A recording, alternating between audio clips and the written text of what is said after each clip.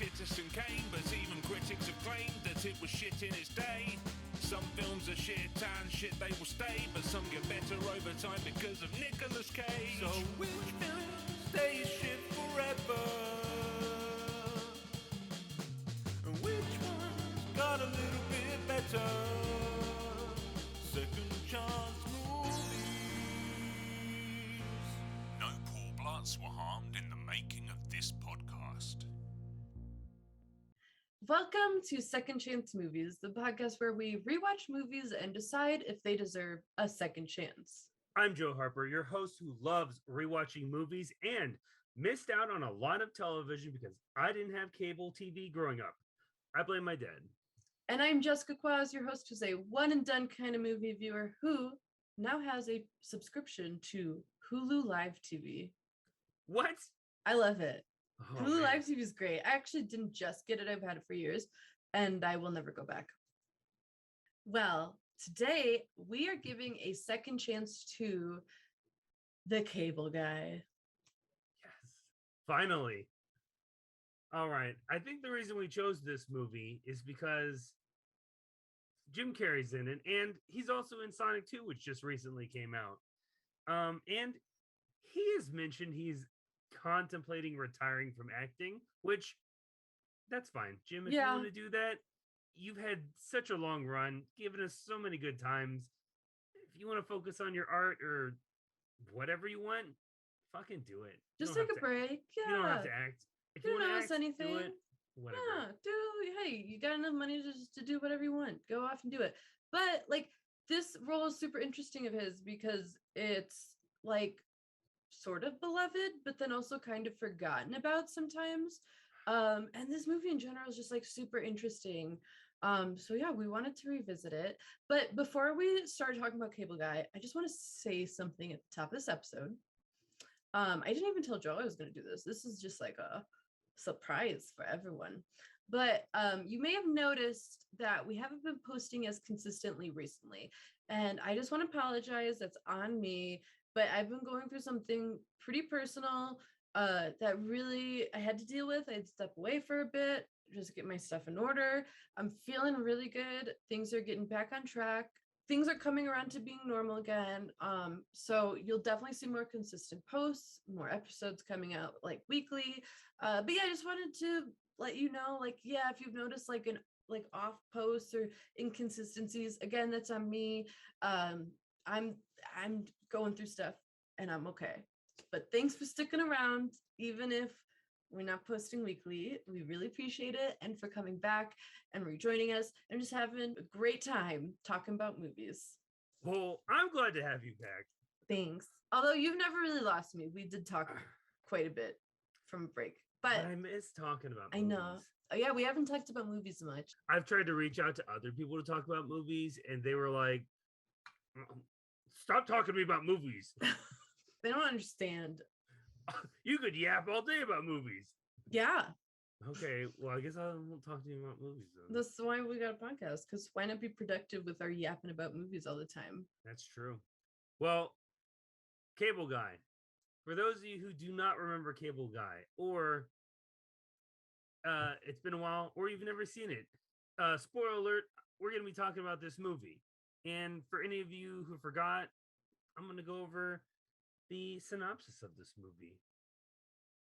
So, according to IMDb, a lonely and mentally disturbed cable guy raised on television just wants a new friend, but his target, a designer, rejects him with bad consequences.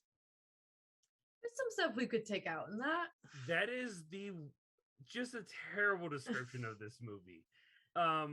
Right off the bat, I hate that it is focused on the cable guy. The cable guy is not our lead character in this movie, despite the title's name. It is about Steven, a guy who orders cable and then tries to. Oh man. Yeah. I think I got a better synopsis. Okay, what do you have? Well, I also just want to point out that it was really funny that they named him a designer specifically. Yeah, I didn't know that's what he was. I have watched this movie probably over 10 times. I could not tell you what his job was. No. And like his job is like very background information. To me, it's just business. Yeah, work. He just works in business. He just goes to an office and does stuff. He does office things. A man gets more than what he bargains for when bribing a cable guy for free channels.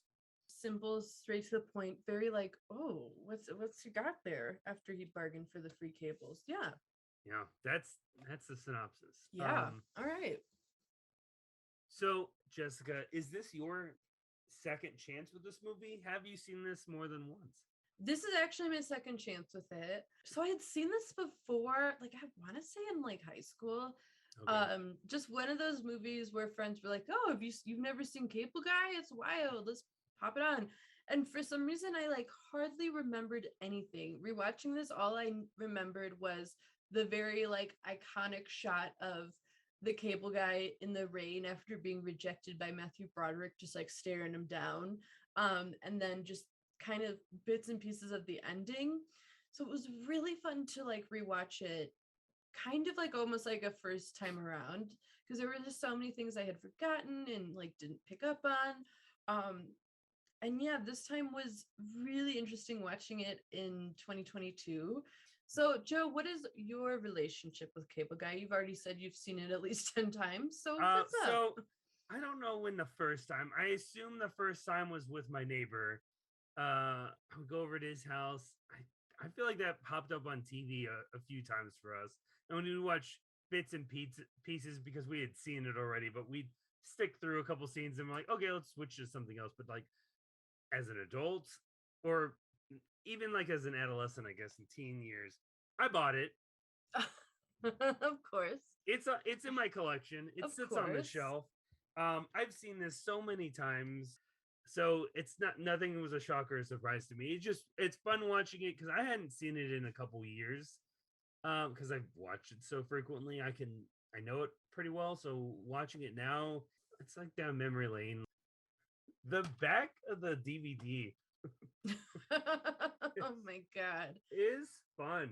All right, what does it say? Jim Carrey is Chip Douglas, cable installer. Raised on television sitcoms, he wants life to look just like My Three Sons. He meets single guy Stephen Kovacs. He sees his chance for some serious male bonding. But Chip's idea of friendship, which includes physical assault, a game of porno password, and a medieval joust, may be hazardous to Stephen's health. No. In Chip's own immortal words, I can be your best friend or your worst enemy. Wow, DVD, calm down. Like, reel it in a little bit. We are going to tell you play by play how this movie goes. Don't even watch it. Just read the back of this. Yeah, we've got it all. We actually included the script on the back. Like, simple, sweet. I think this is a movie where, like, it's, you don't need fewer words to describe it and just going into it and experiencing it. That's all you need. I don't think we needed porno password to sell this movie. No, it's just if like anything a weird I scene. feel like more people would see they go, fuck is porno password? Yeah. No? Yeah. I'm going to put you back in the Walmart $5 bin. There's a lot in that back of the DVD that would actually pause me from watching it. Like physical assault. I don't care for that. Well, now that we know you love it. I do enjoy it. Can we talk about what some other people had to say about it? We sure can. This is the reason I wanted to do this episode, because from all like the critics that I've read, it is always a big thumbs down from people. It's one like, this is a bad movie. Some people didn't hate this movie though. So let's start off with the nice, cheerful, feel-good, positive reviews. Well, the only review that really mattered to me was from No Minnow. She liked this movie? The fact that she watched this and reviewed it as positive just secures me, knowing that she is my favorite critic ever. Yeah, she fucking gets it. Yes. No Minnow of Movie Mom. Twisted, but sometimes deliciously so. Oh no. Deliciously so. Damn, she feels a certain way about Cable Guy. It is twisted. Yeah. The whole premise is weird. It's about essentially a guy dealing with a stalker. Yeah. And that stalker goes to extremes. It also fits in a genre that I'm not a huge fan of, which Okay. is we are following a protagonist and we clearly know someone in his life is fucking insane, an awful human being, but everyone else around him is oblivious to the fact. Mm-hmm. I hate it. I hate that everyone is just so blind to the fact that, oh, he's hilarious. No, he's not. He's insane. Like, oh, there's a lot of movies that fit this genre. Yeah. And I don't like it. Makes me so uncomfortable watching these. And the only one that this one gets a pass is because Jim Carrey is funny. I think deliciously so would not be how I describe the twist, but I think the twisted elements of it are like darkly weird and kind of funny at times, as well as horrifying. So I think that it is like good twisted, which is weird to say. I think this movie does a really good job of like balancing both thriller, horror, and comedy. Delicious. Deliciously so. Dave Keir from the New York Daily News said, the cable guy is a gutsy move on Carrey's part, suggesting a willingness to grow, just where commercial good sense would say to stand pat. And I would agree. I think this movie is ambitious and it is gutsy, especially with where Carrey like was in his career. Like he really didn't have to like take this kind of role or do this kind of thing. It's really cool looking back, like this movie that feels a little ahead of its time and like not your run of the mill kind of movie you would see around that time.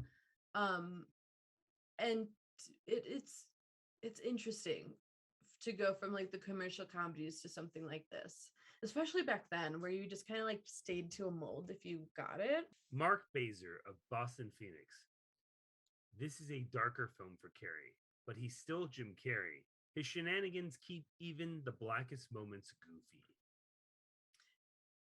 Yeah, I think his performance and what he's doing and him just being Jim Carrey really helps with the genre bending of like making these twisted moments really goofy. He's very animated, and that could make even like this like weirdo guy that we shouldn't like lovable, but then also horrifying and crazy. Yeah. You know, he can do both very seamlessly. He can jump into it. And like for this weird kind of character, like that's perfect. Barbara Schulgazer with San Francisco Examiner said, Broderick is perfectly adorable here. His outstanding normality is the only possible counterpoint to Carrey's hyper volubility. I would not say that Broderick is adorable here, but I also wouldn't say he's adorable anywhere. Broderick is just a normal guy in this. He plays a great normal guy. Adorable? Yeah. Not really. So I don't know if this is the right time to say this, but fun fact, the movie was written as like a buddy comedy, not like a stalker movie. Really? So originally, I don't know where this is going to fit naturally in an episode, which is why I'm just going to rip this Band-Aid off now. Sure. Originally, a gentleman by the name of Lou Holtz Jr. Wrote this script. I think it got in the hands of Ben Stiller and Judd Apatow, who is one of our producers, but Judd only receives the producer credit.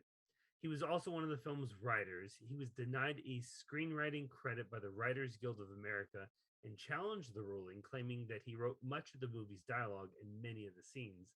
Holt's version was, according to Ben Stiller, basically a silly buddy comedy.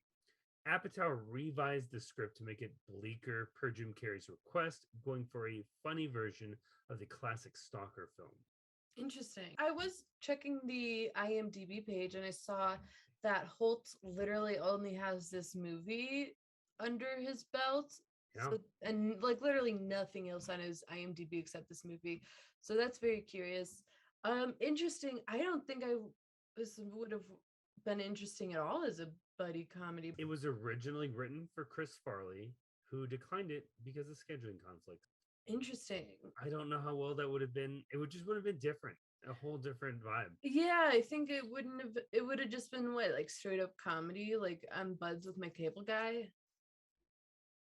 Huh. Yeah. Lou Holtz Jr. had the idea for the film while working as a prosecutor in Los Angeles, declaring that he once saw a cable company employee in the hallway of his mother's apartment building and started thinking, what's he doing here so late?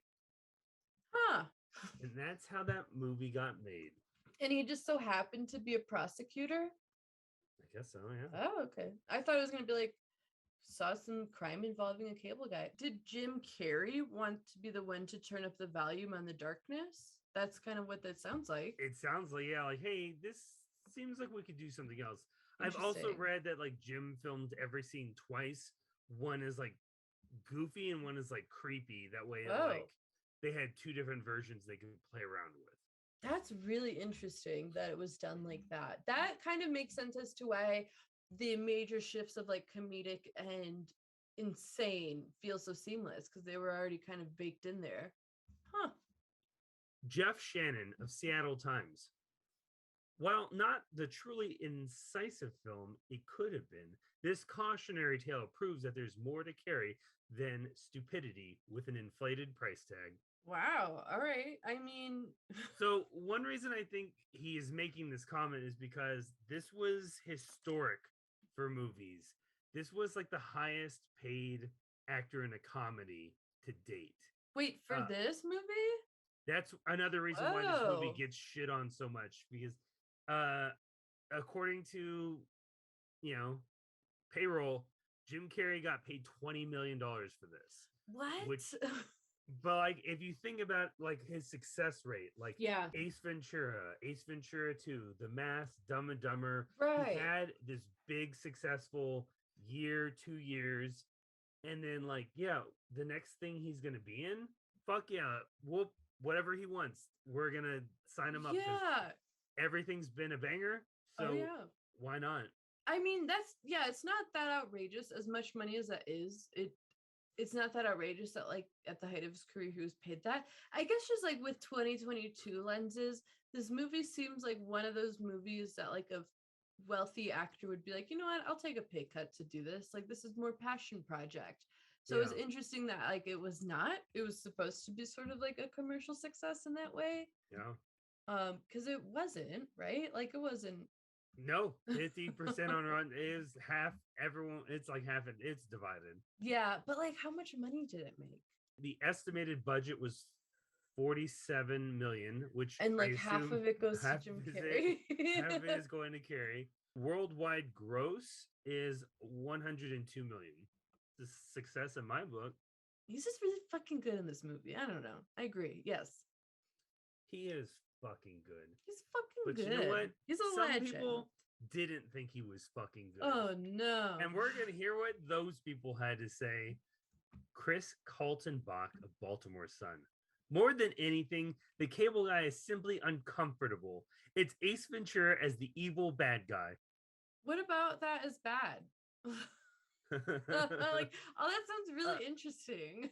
It is uncomfortable. Like the whole movie, it's like a sense of like, I don't like being here. I'm not rooting for anyone in this movie. Yeah, I wouldn't say I'm either. Because like Chip Douglas is such a psychopath. Like, I don't want to. The guy is not looking out for my best interest. He does not get the social cues of like, you've overstepped your boundaries. This is too much. But then Steven is an asshole to him. Yeah. And in general, just not that likable.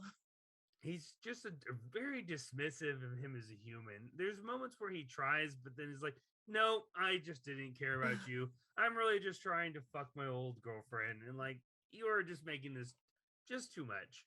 Yeah, I would agree. Like, he's a fun, weird villain, but it is uncomfortable. But like also with the storyline, like it's okay to be a little uncomfortable. I think you should be uncomfortable with it. I think it'd be weird if you're not uncomfortable with a storyline about a stalker. Like Carol Buckland with CNN said, the film's heavy-handed message about the negative effect television has had on the national psyche doesn't help matters. I don't know if that's the film's message. I think I don't anyone who either. thinks television is the issue didn't really pay attention to this movie. Yeah, no, I think I've never really thought like he's unwell because of television. I think he was handed some really terrible things in life, and television was like an escape for him. Yeah. I don't think TV made him crazy. He That's had a a dumb neglectful take. mother, and the only Yeah. thing that like was his friend was TV. Yeah, that's such a like video games are poisoning the mind kind of attitude. So get out of here, Carol. Liam Lacey of Globe and Mail. Too often, the movie ends up lost in the snow and static between two films fighting for the same bandwidth. Ooh. I like your Ooh. like what you're trying to do there, but Yeah. like I don't think agree. it's lost. What two genres we're mixing in? So I see this as like a horror comedy, but a very specific horror comedy that we really don't see often, if at all, which is more comedy with like a horror edge to it. And usually when we see a horror comedy, it's like a straight up mixture, or it's like a dark comedy, or it's slasher with jokes. Yeah, that's usually what we see. Whereas this is more comedy with some horror moments, and I think that is really challenging to pull off, but they do. They make it really funny. So I like it. I really like what they did here. I think it's like really ambitious. And I get why it's, especially back then, not everyone's like cup of tea because it was so different. And having comedy with like darkness is fucks Also, with your mind. Like you go in thinking you're gonna laugh and then you feel weird, you know. We also go in thinking we're gonna root for Jim Carrey because we love him. Yeah. But like his character is the person we're like, oh no, go away. Yeah, it plays with that expectation, and I think that's pretty cool. Janine off Muth, Palo Alto Weekly, a $20 million paycheck for this? I agree. Yeah, that's a lot, but worth every penny. Yeah, you know what? Whatever.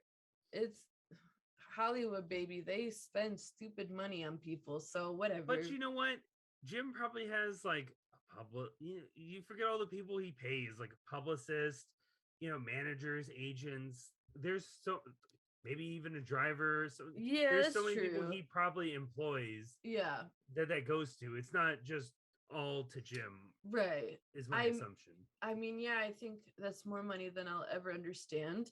But like, I think also, like, how much did Chris Pratt make in Passengers?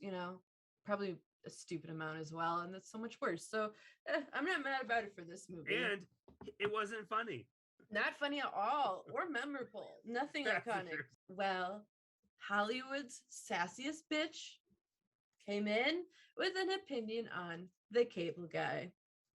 Roger Ebert with Chicago Sun-Times said, as it is, the movie goes in one direction and the cable guy goes in another. And by the end, we aren't really looking forward to seeing Jim Carrey reappear on the screen. I hate the character. Right. I love the performance. Yeah. And it's funny, so whatever, but like yeah. I'm not rooting for the character to succeed. I'm also not rooting for Broderick's character, but I want both of them to get their comeuppance. Yeah, and like I think what you said is perfect. Like, no, I don't like the character, but I really like the performance, so I'm like fine with seeing him come up. I don't think this is a movie where like an actor is doing one thing and while the movie's doing something else. Like the cable guy is not going in a different direction from the movie. I think the cable guy from the beginning is very clearly a certain way, and like the movie kind of morphs itself a little bit around like how much he's like putting out there and unleashing, you know, like that's where we get like the horror moments. I think they do mesh and work together really well though, all combined. So, no, Roger, nah, calm down. You're wrong. You're wrong. You sassy You're bitch. so sassy. So, Jessica, Yes. how was your second chance with Cable Guy? Well, I definitely enjoyed it. Not saying Okay. I didn't enjoy it the first time around. I think I just didn't like really like. You were very young when it came I was out. young. I don't like. I think I didn't appreciate it for what it was. You know, I like just was watching with friends. Like, yeah, this is wild. Whereas like this time, I got to be like a little more like pay attention, be a little more critical, and like, yeah, I really enjoyed it. I really did. And we've touched on some things in the reviews that I don't think we need to touch on too much more.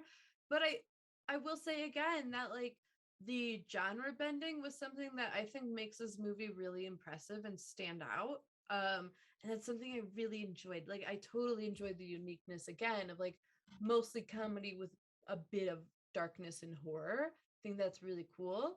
And yeah, like Jim Carrey, like he's fucking great in this movie. He's doing a lot and it all I think works really well. And at times like you hate him, sometimes he's amusing, sometimes you kind of feel bad for him, sometimes you like think he's the absolute worst. Like he's doing a lot in this movie that I really like. So, out of all the Jim Carrey performances, what are your top 5 Jim Carrey performances or movies? Okay. I would say God, there's performances. so many. Yeah, I'm gonna What are your favorite performances where the characters and just you think, oh man, I'm watching this because of him? So just like right off the bat, Ace Ventura comes to mind immediately. And then also Eternal Sunshine of the Spotless Mind. Okay. I know that's kind of like okay, but like I used to. I mean, he's got a lot of them. Movie. You could say that for all of his movies. Like, I mean, because he has so many classics. You know, he does. Like Mr. Popper's Penguins. Get out of here. The Grinch also. God, there's so many. Truman Show as well. He does such a good job of like morphing into these really intense things and then also just making you laugh and feel silly. So yeah, it's a shame we left Liar Liar off there, but oh yeah, I think Liar Liar is very funny. I think that's I haven't seen it in a while, but as far as like performances and just like things that like hit me, like Dumb and Dumber is always gonna be my favorite movie of his. But Man on the Moon is the one I think flies under the radar. Yeah. And it's so good. I think his best performance he's ever done. So for you, like you're definitely more well versed and knowledgeable about Jim Carrey roles in general, and like you've seen the Cable Guy multiple times. Where does the Cable Guy performance for you rank? Like where do you fit that usually? It's definitely in the top. It's in the top. Again, top 5. I don't know if I would list it as. It's definitely not number 1 because I think he's doing so many things in Man on the Moon. Mm-hmm. It'd be up there. Because like Ace Ventura is just like one of those classic characters. Batman Forever as Riddler, it's all right. I don't fault him for it.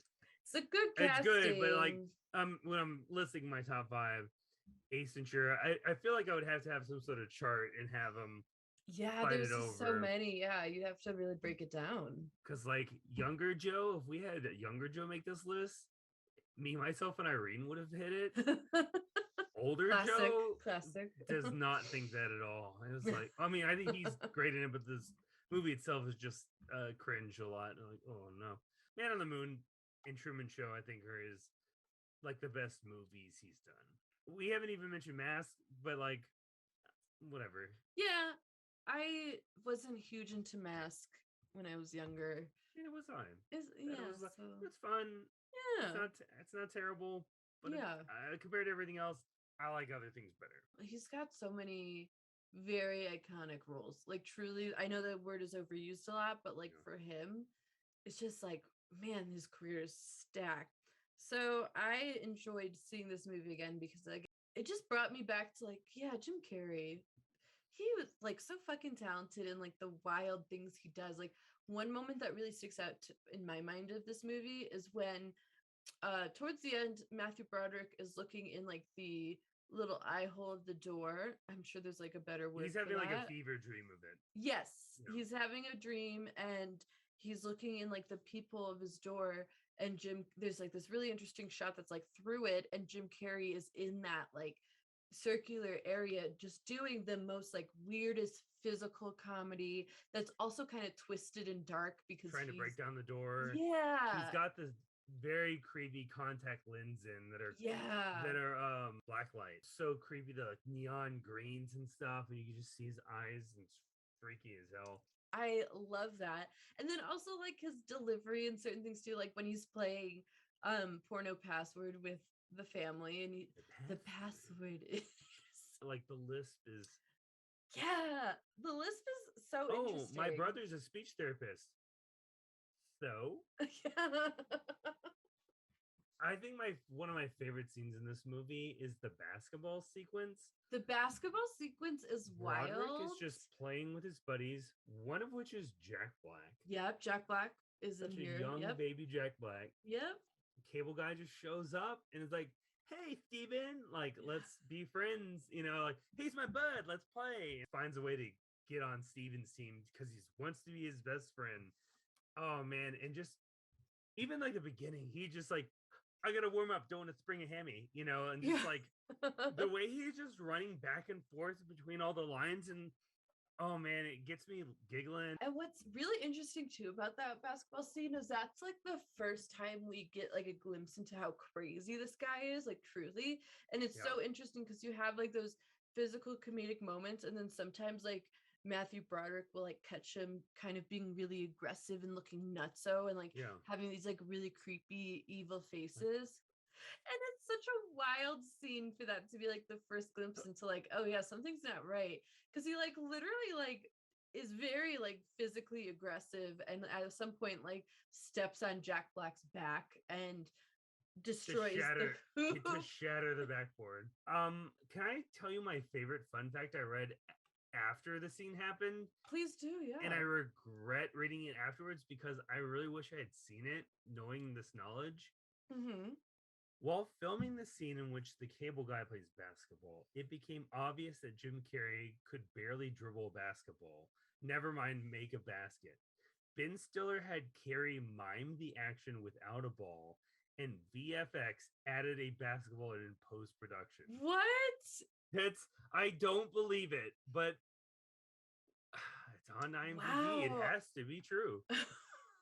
If that's true, that's truly wild because this is not just like some CGI moment. That's like nowadays, where the budget went up. Yeah, that will definitely Jim, we're gonna take budget. a little bit of that $20 million back until you know how to dribble. Any other scenes stand out for you in this movie? I will say the karaoke scene is truly one of the most bizarre things like I've ever watched. Just the all of it, just like the editing of it, the angles of it, Jim Carrey singing Jefferson Airplane with a lisp, like it's all very like, what in the world is happening right now?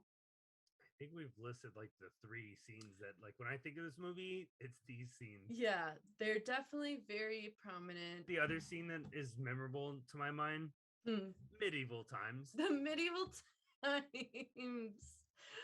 Wow. Yep. Garofalo. All of it. Yep. Would you like a refill of your Pepsi? Yeah. Oh, we don't have forks, but they had Pepsi? Yeah. Listen, dude, I just fucking work here. Like, great. It's so good. Andy Dick is the medieval times announcer and the king. Yeah. The king. The cable guy is so into medieval times. Because of this movie, when my family was on some sort of road trip, I think we stopped at a medieval times. It was like around my sister was like, "We love the cable guy. We want to go to medieval times." And then we just wanted to sit in the blue section so we could go, "Red Knight going down, down, down, down." And we were singing it and the Red Knight sucks. All of it is great. Awesome. That's amazing. that as kids, you didn't know what medieval times was we were before teens. cable guy. Oh, okay. Yeah, we were teens.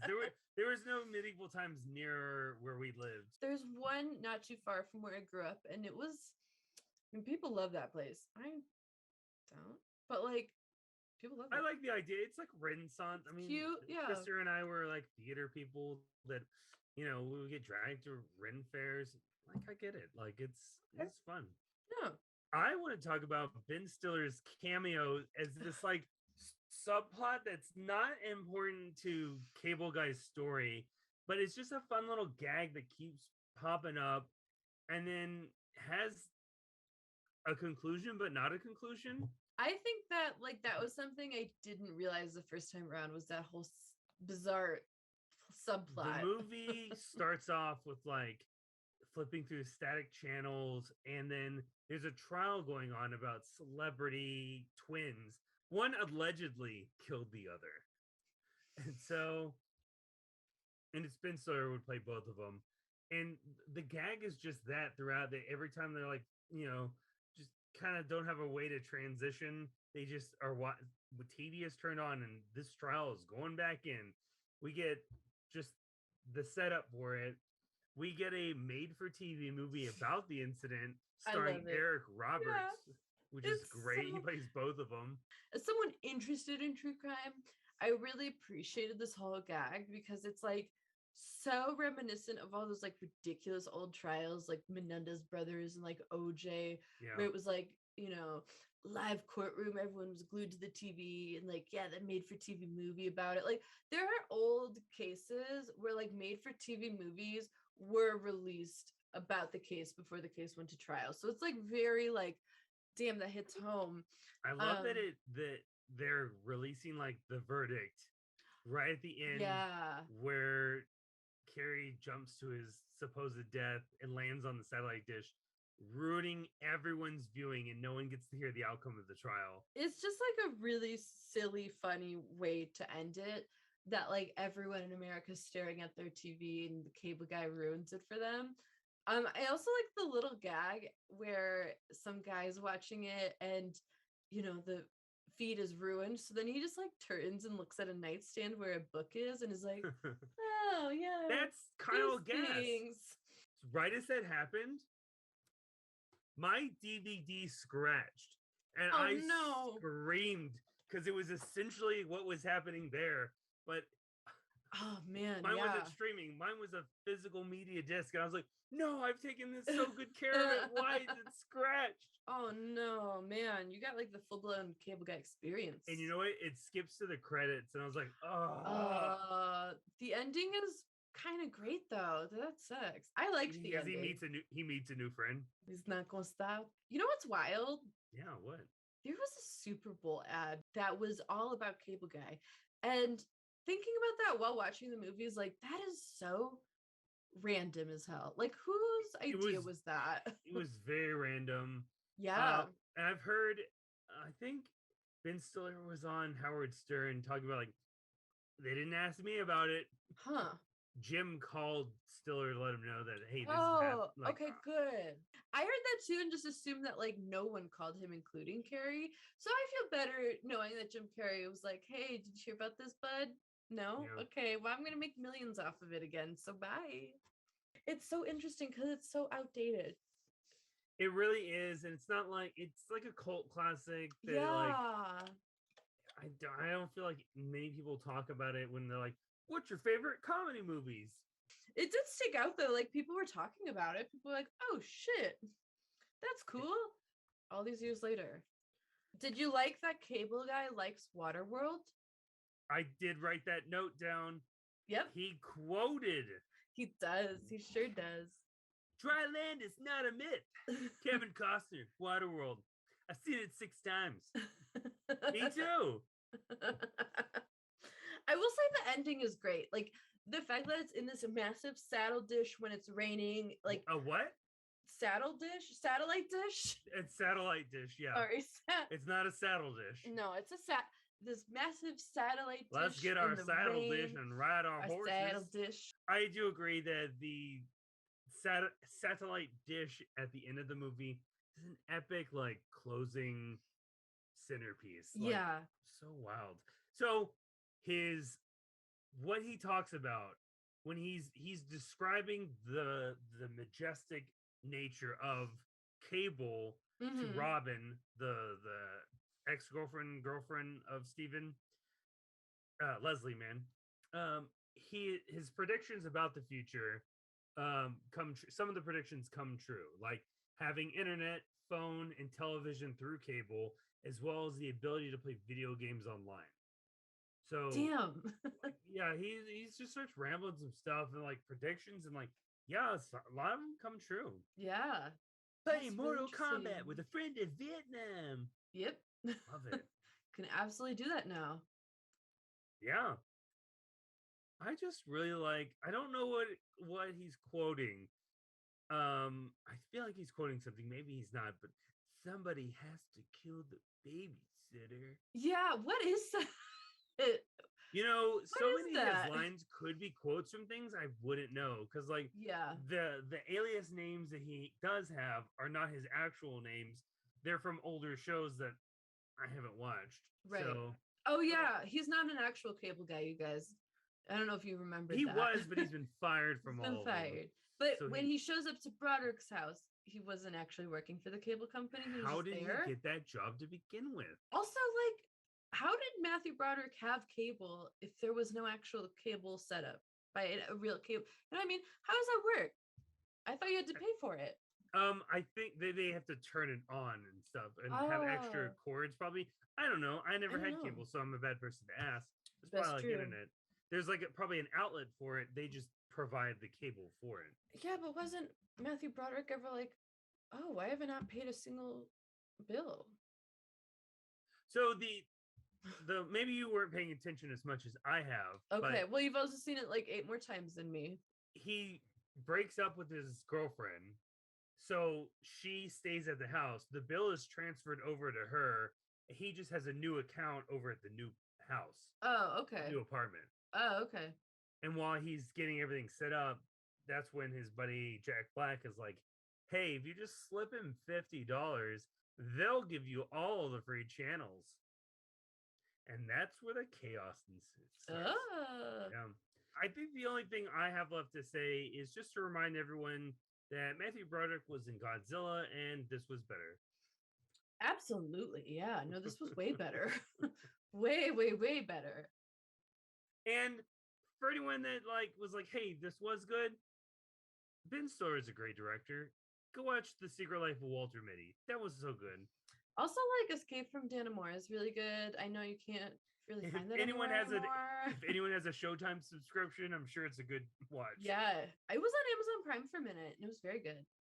All right, well, Joe, I think we all know where you stand, but let's just put the official stamp on it. Do you think the cable guy deserves a second chance? Yeah, everyone was so mean to it when it came out. Maybe it was ahead of its time. I think if it still holds up well, it still has the same like creepy vibe that it was like I think it's set out to have of like some stalker that's just, you know, does not understand social boundaries. I like it. And it's very funny. I agree. I think it definitely deserves a second chance. I also would say it deserves a first chance if you're into like if you're into very quirky kind of genre bending movies or super 90s stuff like me. I love anything that takes place in the 90s. This is definitely a great watch. Also, Jim Carrey fan, like what he does in this movie is so interesting, again, very specific. Overall, yeah, people are way too harsh on it. It was just something very different, and I think that freaked people out rather than it being like critically something to destroy. Yeah, I really liked this. I really enjoyed it. I really, really enjoyed it watching it in 2022, which is really interesting for a movie like this, where a lot of the big picture concepts are a lot of outdated, but it's great. It's great. It's a good time. If you need a good laugh, this will do it. Cable guy will tickle that funny bone. And if you just want to watch something fucking weird, it'll also do that, which is not easy to pull off. All right. Well, we did it. we like Cable Guy. Well, thank you for listening to another episode of Second Chance Movies. If you liked what you heard, please give us a like, maybe a subscribe, a review would be really cool. Share if you think the episode's worth sharing.